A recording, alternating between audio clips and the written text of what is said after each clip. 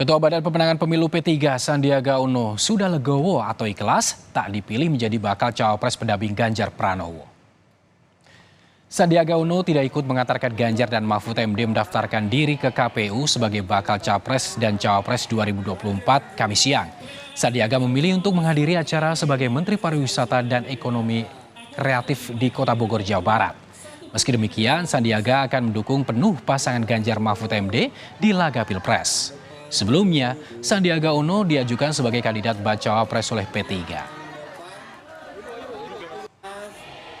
Minggu yang lalu memang ada arahan pimpinan untuk menunggu karena keputusan akan diambil dalam beberapa hari.